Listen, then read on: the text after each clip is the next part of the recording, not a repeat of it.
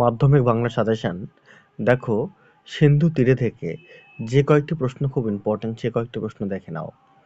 দেখো, পঞ্চকন্যা পাইল চেতন, পঞ্চকন্যার পরিচয় দাও, কন্যারা কিভাবে চেতনা ফিরে পেল তার নিজের ভাষা লেখো। 2 কন্যারে ফেলিল যথা, কন্যার পরিচয় দাও, তাকে যেখানে ফেলা হয়েছিল সে যে স্থানটির বর্ণনা দাও। পরবর্তী নেক্সট দেখো 3 নম্বরে যে প্রশ্নটি রাখা হয়েছে, সমুদ্র নৃপতি সুতাকে তার চরিত্রের বৈশিষ্ট্যগুলি আলোচনা করো। এখানে যে 3টি প্রশ্ন দেওয়া হলো 3টি প্রশ্নই খুব ইম্পর্টেন্ট, তোমরা এই 3টি প্রশ্নই পড়বে। এর বাইরে এখান থেকে আর পড়ার দরকার নেই। আমি বাছাইকৃত ইম্পর্টেন্ট গুরুত্বপূর্ণ এই 3টি প্রশ্নই তোমাদেরকে দিয়েছি। 2025-এ এই সিন্ধু তীরে থেকে এই 3টি প্রশ্নই very very important. Thank you, ধন্যবাদ সবাইকে।